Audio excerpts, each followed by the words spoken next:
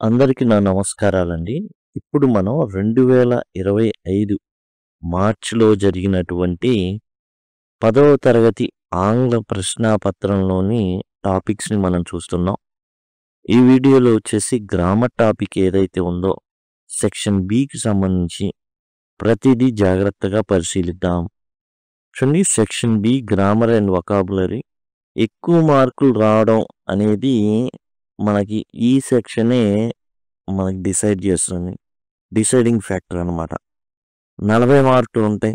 గ్రామర్‌కి సంబంధించి చాలా అంశాలు, ముఖ్యంగా 18 నుంచి 34 వరకు ప్రశ్నలు ఏవైతే ఉన్నాయో అన్నీ కూడా ఈ సెక్షన్‌లో అయితే ఉంటాయి. ఈ సెక్షన్‌లో స్కోరింగ్ చేయగలిగితేనే 90+ అనేది పొందగలం. ఈ ప్లేలిస్ట్‌లో మీకు ప్రతి టాపిక్ కూడా ఎక్స్‌ప్లెయిన్ చేయబడింది. టెక్స్చువల్ ఏవైతే ఉన్నాయో ప్రతిదీ కూడా చెప్పబడింది. అట్లానే ఎగ్జామ్ పాయింట్ ఆఫ్ వ్యూలో చెప్పబడినటువంటివి ఏవైతే మోడల్ పేపర్స్ ఇచ్చారో అవన్నీ కూడా చక్కగా మీకు వివరించబడినటువంటి ప్లేలిస్ట్ ఇది. చక్కగా మీకు చాలా చాలా హెల్ప్‌ఫుల్‌గా అయితే ఉంటుంది. ఆల్రెడీ మీరిప్పుడు చూస్తున్నప్పుడు మొబైల్‌లో చూస్తుంటే ఐ కార్డ్స్ వస్తుంటాయి. వాటి ద్వారా యాక్సెస్ చేయొచ్చు. లేదా ఎండ్ స్క్రీన్స్ బాక్స్ రూపంలో వస్తూ ఉంటాయి. లేదా ఈ వీడియో ఏదైతే 10th class 2025 March question paper అని ఉంటుందో దాని మీద క్లిక్ చేసిన డిస్క్రిప్షన్ ఓపెన్ అవుతుంది. అక్కడి నుంచి మీరు మొత్తం ఏవైతే ఉన్నాయో వీడియోస్ అన్నీ కూడా మీరు ఈజీగా యాక్సెస్ చేయొచ్చు. లేదా సింపుల్గా మీరు లింక్ అని గనక అడిగినట్లయితే కామెంట్ సెక్షన్లో నేను ఖచ్చితంగా ప్లేలిస్ట్ లింక్స్ మీకు ప్రొవైడ్ చేయడం జరుగుతుంది.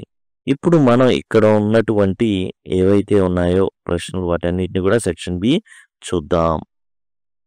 సెక్షన్ బి గురించిన తెలుసుకోవాల్సిన అవసరం ఏంటంటే, ఈ సెక్షన్ బిలో మనం రాసేటప్పుడు ఏ ఆర్డర్లో అవి ఉన్నాయో అవే ఆర్డర్లో రాయాలి. అంటే ఇప్పుడు సపోజ్ 18, 19, 20, 21 ఈ విధంగానే ఆర్డర్లో వెళ్ళాలి. అంతే తప్ప నాకు 32 వస్తుంది కాబట్టి 32 ముందు రాస్తాను, 34 తర్వాత రాస్తాను, 18 ఆ తర్వాత అట్లా ఉండదు. ఆర్డర్లో ఏదైతే లెటర్స్ ఉన్నాయో నెంబర్స్ ఉన్నాయో 18, 19, 20, 21 అట్లా వేసుకుంటూ వెళ్ళాలి. ఇందులో ఉన్నటువంటి ప్రతి క్వశ్చన్‌కి 2 మార్కులు ఉంటాయండి. ప్రతి క్వశ్చన్‌కి 2 మార్కులు ఉంటాయి. అయితే క్వశ్చన్ నెంబర్ 22, 27 అండ్ 28 ఈ మూడిటికి 4 మార్కులు అనేవి ఉంటాయి. సినానిమ్స్ కావచ్చు, యాంటోనిమ్స్ కావచ్చు, వాటికన్నమాట. అట్లానే ఎడిటింగ్ 22 వచ్చేసి ఎడిటింగ్, దానికి 4 మార్కులు ఉంటాయి. ఇప్పుడు మొదట మనం 18వ ప్రశ్న చూసినట్లయితే, I often go to Mumbai, Mumbai is commercial capital of India. ఇక్కడ మనం చూసినట్లయితే I often go to Mumbai, Mumbai is the commercial capital of India. దేంతో రాయమన్నారు మనం జాగ్రత్తగా గమనిస్తే విచ్తో కంబైన్ చేయమన్నారు ఈ సెంటెన్స్ని. ఇక్కడ మీరు జాగ్రత్తగా గమనిస్తే I often go to Mumbai, Mumbai is commercial capital of India. చూడండి, ఇక్కడ మనం రాసేటప్పుడు ఈ ముంబైని తీసేస్తాం. సింపుల్గా ముంబై దగ్గర కామా పెడతాం. ఈ ముంబై బదులు విచ్ అనేది తగిలిస్తాం, అంతే. I often go to Mumbai which is the commercial capital of India. 2 మార్కులు మన సొంతం. చాలామంది ఏం చేస్తారంటే I often go to Mumbai, Mumbai is commercial capital, Mumbai which is commercial అని రాస్తారు. అది తప్పు. 2 ముంబైలు ఎందుకు? దీన్ని రిడెండెన్సీ అంటారు. 2 సార్లు రాయడం ఉండకూడదు. I often go to Mumbai which is the commercial capital of India సరిపోతుంది.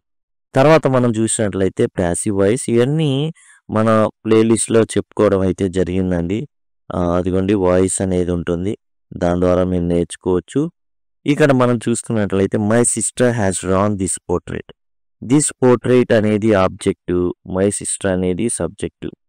కాబట్టి ఇక్కడ మనం ఏంటంటే ఆబ్జెక్ట్ అయినటువంటి దిస్ పోర్ట్రేట్ని మనం ఏం చేస్తామంటే ముందుగా రాసుకుంటాం. దిస్ పోర్ట్రేట్ ఇక్కడ హ్యాజ్ ఉంది, హ్యాజ్ డ్రాన్ ఉంది, హ్యాజ్ బీన్ డ్రాన్గా మారుతుంది. Has been drawn. చాలామంది హ్యావ్ పెడతారు. ఎందుకు పెడతారు? పెట్టకూడదు అట్లా. పోర్ట్రేట్ అనేది సింగులర్ కాబట్టి హ్యాజ్ ఏ రావాలి. హ్యాస్ బీన్ డ్రాన్ బై ఎవరు? My sister. This portrait has been drawn by my sister. ఈ విధంగా మనం రాయాల్సి ఉంటుంది. ఆ తర్వాత మనం చూసుకున్నట్లయితే రిపోర్టెడ్ స్పీచ్, దీన్నే ఇండైరెక్ట్ స్పీచ్ అని కూడా అంటారు. The old woman ask Valli why do you travel alone. చూడండి, ఇలా అడిగినప్పుడు ద ఓల్డ్ ఉమన్ ఆస్క్డ్ రాయొచ్చు, ఎంక్వైర్డ్ కూడా రాయొచ్చు. ఎంక్వైర్డ్ లేదా asked, no problem. Enquired Valli ఏమొస్తుంది? వై వస్తుంది. వై యు అంటే ఇక్కడ యు ఎప్పుడైనా ఉంది అంటే ఇక్కడ నుంచి తీసుకునేది, ఆబ్జెక్ట్ దగ్గర నుంచి వస్తుంది. వల్లి అంటే అమ్మాయి కాబట్టి she. The old woman enquired Valli why she travel కాస్త ట్రావెల్డ్ అవుతుంది. డూ ప్లస్ ట్రావెల్ కలిసిపోతాయి కాబట్టి ట్రావెల్డ్ ఎలోన్, ఫుల్ స్టాప్. ఈ విధంగా మనం రాయాల్సి ఉంటుంది. ఇది కూడా మీరు ఆల్రెడీ డిస్కస్ చేయబడి రిపోర్టెడ్ స్పీచ్ ఇవన్నీ కూడా దయచేసి గమనించండి. ఇందులో మీకు అవైలబుల్గా ఉంటాయి. Section A, section B, section సిగా చెప్పడం జరిగింది. ప్రతిదీ కూడా ఇందులో మీకు అవైలబుల్గా ఉంటుంది కాబట్టి దయచేసి గమనించండి. ఆ తర్వాత Geeta jumped dash river to help her sister. Geeta ఏం చేసింది? దూకేసింది. దేంట్లోకి దూకింది? రివర్లోకి దూకింది. ఇంటూ అంటారు దాన్ని. జంప్ ఇంటూ అంటే దూకడం, జంప్డ్ ఇంటూ ద రివర్. ఆ తర్వాత మనం చూసుకున్నట్లయితే Gautam is good at English. Good ఎట్లో అంటాం సంథింగ్ అట్లా. గుడ్ ఎట్ జంప్డ్ ఇంటూ అంటే నీళ్ళలోకి దూకింది అని. ఇది 22 వచ్చేసి ఎడిటింగ్ అండి. ఇందులో తప్పులు ఉంటాయి. ఆ తప్పులు ఏవైతే ఉన్నాయో ఆ తప్పుల్ని మనం ఏం చేయాలంటే కరెక్ట్ చేసి రాయాలి. లేకపోతే లైక్ బదులు ఏంటి, అమాంగ్ బదులు ఏందని రాస్తే సరిపోతుంది. Air pollution is emerging like a global problem. Like కాదు, as. Air pollution is emerging as a global problem. Like అంటే ఓకే, లైక్ హిమ్ అట్లా వస్తుంది.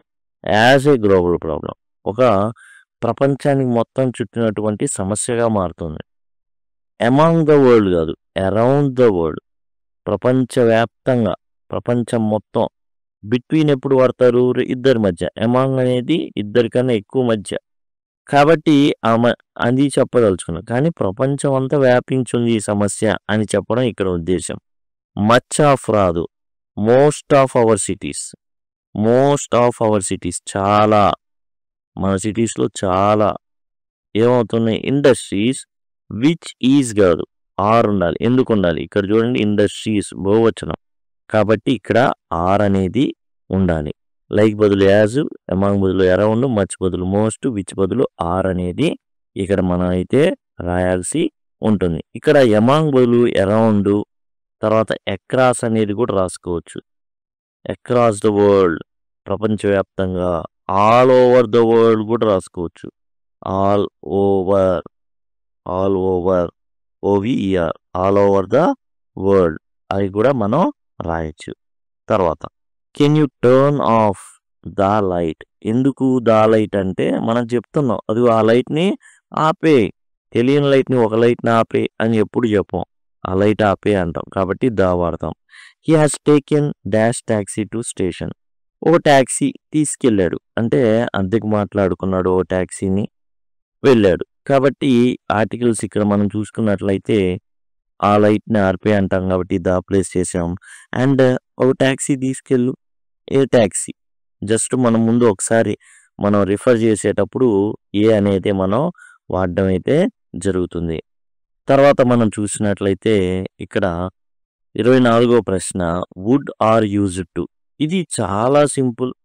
చేయాల్సిందల్లా ఏంటంటే వుడ్ కానీ యూజ్డ్ టు కానీ వాడడం, ఏదైనా వాడచ్చు. ఈ రెండిటికి వుడ్తో అయినా రాయొచ్చు, ఈ రెండిటికి యూజ్డ్ టు అయితే రాయొచ్చు. అయితే ఇక్కడ మనకి వుడ్కి కొన్ని లిమిటేషన్స్ ఉంటాయండి. యూజ్డ్ టుకి అయితే అసలు లిమిటేషన్స్ ఏ ఉండవు, ప్రతి దానికి వాడేయచ్చు. కాబట్టి యూజ్డ్ టు కనుక మనం రాసుకుంటే బెటర్ అన్నమాట. చేయాల్సిందల్లా మెయిన్ వెర్బ్ని పట్టుకోవడం. ఎక్కడుంది మెయిన్ వెర్బ్ అనేది? ఈ played for hours with a selection of toys. మనకు యాక్చువల్గా ఇన్ డీటెయిల్ మీకు వచ్చేసి ప్లేలిస్ట్లో ఆల్రెడీ ఈ డిస్కస్ చేయబడింది, దయచేసి గమనించండి. ఇక్కడ నార్మల్గా క్వశ్చన్ వైజ్ నార్మల్గా చెప్పుకోవడం జరుగుతుంది. యూజ్డ్ టు వుడ్ సులభ పద్ధతిలో ఎలా చేయాలి 24వ ప్రశ్న, అది డిస్కస్ చేయడం జరిగింది. మెయిన్ వెర్బ్ని పట్టుకోవాలి. ప్లేడ్ బదులు దాన్ని ఏం చేయాలంటే యూజ్డ్ టు రాసి టు తర్వాత V1 ఉంటుంది కాబట్టి ఈడీ వరకు తీసేస్తే సరిపోతుంది. యూజ్డ్ టు ప్లే ఇక్కడ కూడా అంతే. మెయిన్ వెర్బ్ పట్టుకున్నాం, యూజ్డ్ టు రాసాం, ఈడీ కొట్టేసి ఫాలో వరకు రాసుకుంటే సరిపోతుంది. మిగతాదంతా as it is. He used to play for hours with a selection of toys. When I was 5 years old, I used to follow my brother all over the place. ఈ విధంగా మనం రాయాల్సి ఉంటుంది. ఈ ఫాలోడ్ బదులు యూజ్డ్ టు ఫాలో అనేది పెట్టి రాస్తాం. He used to play for hours with a selection of toys. When I was 5 years old, I used to follow my brother all over the place. ఈ విధంగా మనం రాయాలి. తర్వాత నౌన్ మాడిఫైయర్స్, ఇది కూడా చాలా చాలా సులభం. చూడండి, the teacher used A marker. ఇప్పుడు మనం ఏమని చెప్పుకుంటున్నాం, నౌన్ మాడిఫైయర్. అసలు ఆ నౌన్ ఏది అది గుర్తుపట్టాలి. చాలా ఈజీ. టీచర్ యూజ్డ్ ఏ మార్కర్, ఇక్కడ మార్కర్ అనేది నౌను. ఈ బాట్ ఏ షర్ట్, ఇక్కడ షర్ట్ అనేది నౌను. ఇప్పుడు వీటిని వివరించేటటువంటి యాడ్జెక్టివ్స్ ఏవైతే ఉన్నాయో అవి పట్టుకోవాలి. బ్లాక్ ఒకటి, పర్మనెంట్ ఒకటి, ఇక్కడ యాడ్జెక్టివ్స్. ఇక్కడ మనం చూసుకున్నట్లయితే వైట్ ఒకటి, కాటన్ ఒకటి యాడ్జెక్టివ్స్. వీటిని తీసుకొచ్చి ఈ నౌన్స్ ముందు ప్రొడ్యూస్ చేయడమే. The teacher used A marker, teacher ఏం చేశారు, మార్కర్ని యూజ్ చేశారు. ఎలాంటి మార్కరు, బ్లాక్ పర్మనెంట్ మార్కర్ని యూజ్ చేశారు. బ్లాక్ కామా ఎండ్ పెట్టకూడదండి, మోస్ట్ అసలు ఎండ్ని పెట్టమాకండి. ఇక్కడ ఎండ్ ఉంది కదా అని పెట్టేస్తారు, తప్పు, పెట్టకూడదు. The teacher used a black comma permanent marker. ఇక్కడ he bought a shirt, white cotton, ఓకేనా, కాటన్ వైట్ అనం, వైట్ కాటన్ అంటాం. He bought a white comma cotton shirt, shirt ముందు ఉండాలన్నమాట అది, okay. He bought a white cotton shirt అనేది ఉండాలి. ఆ విధంగా నౌన్ మోడిఫైడ్స్ అయితే మనం రాయాల్సి ఉంటుంది. ఆ తర్వాత మనం చూసుకున్నట్లయితే అడ్వైస్. అడ్వైజ్ అనగానే మనకు గుర్తుకు రావాల్సింది ఏంటంటే షుడ్ అని. షుడ్ అనేది గుర్తుకు రావాలి. అడ్వైజ్ అనగానే షుడ్ గుర్తుకు రావాలంటే your brother rides the bike very fast, advise him to be cautious. చూడండి, ఎప్పుడైనా సరే advise him to be cautious అనే దాంట్లో 2 దాకా మనం తీసేయాలి, ఓకే. 2 నుంచి ఉన్నది ఏదైతే ఉందో అది మనకు చాలా చాలా ఇంపార్టెంట్. యూ షుడ్ అనేది మామూలే, ప్రతి దానికి యూ షుడ్ రాసేస్తాం. ఇక్కడ నుంచి 2 దగ్గర నుంచి ఏదైతే ఉందో 2 మినహాయించి మిగతాది రాద్దాం. You should be cautious. ఎప్పుడు యూ షుడ్ బి కాషస్ అంటే మార్కులు పడిపోతాయి 2. అయితే ఇంకొంచెం మనం రాయాలి అంటే while driving. You should be cautious while driving ఏంటి, బైక్, అది రాస్తే ఇంకా క్లారిటీ ఉంటుంది. You should be cautious while riding the bike. Driving లేదా రైడింగ్ ద బైక్ అంటే ఇంకా బాగుంటుంది, ఓకేనా. ఇక్కడ మనం ఏం చేసాం, డ్రైవింగ్ అన్నాం, తప్పేం కాదు. రైడింగ్, రైడ్ అనేది వాడారు కాబట్టి వైల్ రైడింగ్ బైక్, ఓకే. అక్కడ ఏంటంటే షుడ్ వాడామా లేదా. You should be cautious while riding the bike లేదా యూ షుడ్ బి కాషస్, చాలు. నెక్స్ట్ మనం చూసినట్లయితే 27, 28 4 మార్కులు. ఇక్కడ మనకి సినానిమ్స్ అనేవి ఉన్నాయి. సినానిమ్స్ ఉన్నాయి చూడండి, సినానిమ్స్ ఉన్నాయి. ఇప్పుడు సినానిమ్స్ని మనం చూద్దాం. ఇక్కడ మనం చూసుకున్నట్లయితే ముందుగానే ఒక 6 టాప్లో ఇవ్వడం అయితే జరిగింది. Dive, gather, scold, hopeless, edge, top అనేసి. చూడండి, బ్రింక్, బ్రింక్ అంటే ఎడ్జ్ అనమాట. బ్రింక్ అంటే ఎడ్జ్ అంటే అంచున ఉండడం. బ్రింక్ అంటే ఎడ్జ్, అంచున ఉండడం. తర్వాత మనకి మస్ట్రప్ అంటే ధైర్యం తెచ్చుకోవడం అండి. అంటే గేదర్, గేదర్. మస్సప్ అంటే గేదర్, సమకూర్చుకోవడం, ధైర్యాన్ని కూడగట్టుకోవడం. ఆ తర్వాత ప్లంజ్ అండి. ప్లంజ్ అంటే దూకడం అనమాట. ప్లంజ్ అంటే డైవ్. ప్లంజ్ అంటే డైవ్ అనమాట, దూకడం. ఆ తర్వాత మనం డెస్పరేట్. డెస్పరేట్ అంటే అసలు చాలా చాలా ఎట్లా ఒక హోప్ లేకపోవడం, హోప్లెస్గా ఉండడం అనమాట. ఈ డెస్పరేట్ అంటే హోప్లెస్.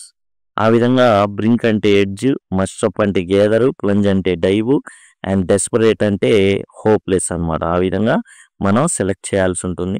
ఆ తర్వాత మనం చూసుకున్నట్లయితే యాంటనిమ్స్ ఉన్నాయండి. 28th క్వశ్చన్ ఏదైతే ఉందో యాంటనిమ్స్. ఈ యాంటనిమ్స్ చూడండి, ఏమి ఇవ్వరు, సినానిమ్స్ లాగా మనకి అట్లా ఏమి ఇవ్వరు. కాబట్టి మనం జాగ్రత్తగా చూద్దాం ఇవి. ఇక్కడ మనం యాంటనిమ్స్ చూస్తేనండి, లక్కీలీ సింపుల్గా మనం అన్ పెడితే చాలు.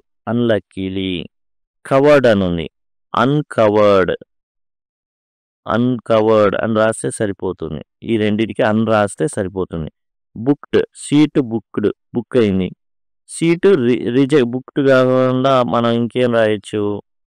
బుక్డ్కి మనం క్యాన్సిల్, బుక్ చేశారు, బుక్ టికెట్స్ బుక్ చేశారు, తర్వాత ఏం చేశారు, క్యాన్సిల్ చేశారు. దానికి వ్యతిరేక పదం అనమాట. బుక్కి వ్యతిరేక పదం క్యాన్సిల్. ఫ్రంట్ అంటే బ్యాక్, మనకు తెలుసు, ముందు వెనక. అన్లక్కీలీ బుక్డ్కి ఏమో క్యాన్సిల్, ఫ్రంట్కి ఏమో బ్యాక్, కవర్డ్కి ఏమో అన్కవర్డ్. ఆ తర్వాత మనం చూసుకున్నట్లయితే ప్రోజ్ నుంచి కిస్సా గౌతమ్ ఏదైతే బుద్ధ పాఠ్యాంశం ఉందో దాని నుంచి మనకు వచ్చేసి రైట్ ఫార్మ్స్ని అడగడం జరిగింది. Kisa Gotami became weary and hopeless. అసలు తనకి ఎట్లాంటి హోప్ లేదు, చనిపోయి ఉన్నాడు, బతికించాలి, ఎవరు బతికించగలరు, హోప్లెస్, అసలు ఎట్లాంటి ఆశ లేదు. చివరికి ఏం జరిగింది అంటే తాను బుద్ధుడి దగ్గరికి వెళ్తుంది. Sat down at wayside watching lights of city as they flickered up and were extinguished again. అంటే ఆరిపోయింది. ఈ పాఠ్యాంశం నుంచి ఇవ్వడం జరిగింది. ఏదైతే పాఠ్యాంశం ఉందో దాంట్లో నుంచి నిరాశ చెందింది. అక్కడ సిటీ అక్కడ కూర్చొని ఉంది, అంతా వెలుతురుగా ఉంది. తర్వాత ఏమైపోయింది, ఆరిపోయింది. అన్ని దీపాలు ఆరిపోవడం జరిగింది. ఈ పాఠ్యాంశం మీరు తెలుసుకోవాలి అంటే మీకు డిస్క్రిప్షన్లో మీకు లింక్ అనేది ఇవ్వడం జరుగుతుంది, లేదా అడిగినా ఇవ్వడం జరుగుతుంది. అందులో మీకు అదిగోండి ఈ పాఠ్యాంశాలు ఉన్నాయి కదా, అన్ని పాఠ్యాంశాలు. వీటిలో నుంచి మీకు మేడం రైట్స్ బస్ కానివ్వండి, డ్రాగన్ కానివ్వండి, ఈ విధంగా సర్మన్ అట్ బెనారస్ ఈ పాఠ్యాంశంలో దీనికి సంబంధించినన్ని ఉండడం జరుగుతుందన్నమాట. తర్వాత 30వ ప్రశ్న మనం చూసుకున్నట్లయితే he gave the editor A dash honest account of events. So suffixes, prefixes and suffixes, correct prefix correct suffix అనేది పెట్టమన్నారు. ఇక్కడ మనం చూసుకున్నట్లయితే ఆనెస్ట్, డిస్సా మిస్సా అంటే డిజానెస్ట్ అనమాట. మిస్ఆనెస్ట్ కాదు, డిజానెస్ట్. ఆ తర్వాత మైండ్ఫుల్, FUL అనమాట. ఆ విధంగా మనం రాయాల్సి ఉంటుంది సఫిక్సెస్ ప్రిఫిక్సెస్ని. ఇక్కడ మనం మైండ్ఫుల్ అనేది సఫిక్స్, డిజానెస్ట్ అనేది ప్రిఫిక్స్. తర్వాత కరెక్ట్ స్పెల్లింగ్ రాయమన్నారు. పాల్పిటేషన్ కరెక్టే, ట్రాకింగ్ కరెక్టే, ఇంటర్ఫియరు కరెక్టే. బీటిల్స్ అనేది తప్పు. ఏం తప్పు అంటే బీటిల్స్ అనేది ఇలా ఉండాలి, TLESగా ఉండాలి, BETLS కాదు, BETLESగా ఉండాలి. టెంపర్, టెంపర్ ఎలా రాయాలి, TEMPR, టెంపర్డ్ గ్లాస్ అంటాం, నాకు టెంపర్ ఉందంటాం. ప్యాట్రిజ్ కరెక్టే, స్పీజర్ కరెక్టే, రిమెంబర్ కరెక్టే. టెంపర్ అనేది ఇక్కడ రాంగ్, TMPR. ఆ తర్వాత మనం ప్రశ్న గనక వెళ్ళినట్లయితే ఇక్కడ జాగ్రత్తగా మనం చూసినట్లయితే డిక్షనరీ ఎంట్రీ అనేది ఉంది. ఈ డిక్షనరీ ఎంట్రీలోనే అన్నీ ఉంటాయి. ఇక్కడ మనం చూడండి, ప్రశ్న చూడండి, what is the parts of speech. Parts of speech ఏదని అడిగారు. ఇచ్చినటువంటి వర్డ్ ఎంట్రీకి ఉన్నటువంటి పార్ట్స్ ఆఫ్ స్పీచ్ ఎక్కడ ఇస్తారు, దాని పక్కనే ఇస్తారు. అక్కడే ఉన్నదాన్ని కూడా మనం జాగ్రత్తగా చూసుకోవాలని. ఇదిగోండి ఇక్కడ కూడా ఇచ్చాడు, డినై అనేది వెర్బ్ అనేసి, డినయల్ అనేది నౌన్ అనేసి. ఇదిగోండి ఇక్కడే ఉన్నాయి 2 ఆన్సర్లు, మొత్తం వెతకాల్సిన పని లేదు. వర్డ్ ఫ్యామిలీ అని ఏదైతే ఉందో డినై అనేది ఏంటి, పార్ట్స్ ఆఫ్ స్పీచ్ ఏది, వెర్బ్ మొదటి దానికి. తర్వాత noun form of the deny ఏంటి అని అడగడం జరిగింది. అది మనం చూసుకుంటే ఎక్కడుంది? Noun form of the deny equal to అదిగోండి ఇక్కడుంది చూడండి డినయల్. ఇది అంతా కూడా పేపర్‌లోనే అన్ని ఆన్సర్‌లుంటాయి. వేరే వాళ్ళ దగ్గర చూసి జేయాల్సిన అవసరం అయితే లేదు. ఇక్కడ చూడండి ప్లంజిన్. ఆ తర్వాత idiomatic expression caught my I. చూడండి ఇక్కడ మనం జాగ్రత్తగా గమనిస్తే ప్లంజిన్ అంటే దూకడం ఒకేసారి. నసుగుడొద్దు. వేరే వేరే విషయాలొద్దు. సూటిగా విషయానికొచ్చేయి. సుత్తొద్దు. సూటిగా చెప్పేయి అని అర్థం ప్లంజిన్ అంటే. ఒక్కసారిగా దూకేయడం అని చెప్పుకున్నాం కదా! అండ్ ఎట్లా రాయొచ్చంటే మన ఇష్టం ఓన్‌గా రాయొచ్చు. Read the instruction before you plunge in. ఏదైతే ఎగ్జామ్ రాయదలుచుకున్నామో మనం, అంతకుముందు ఏం చేస్తాం దాంట్లో దూకే ముందు రీడ్ ద ఇన్‌స్ట్రక్షన్ బిఫోర్. నువ్వు దూకే ముందు ఏం చేస్తావంటే ఇన్‌స్ట్రక్షన్స్ అన్నీ కూడా జాగ్రత్తగా చదువు. Read the instructions before you plunge in. నువ్వు దూకే ముందు ఇన్‌స్ట్రక్షన్స్ అన్నీ జాగ్రత్తగా చదువు.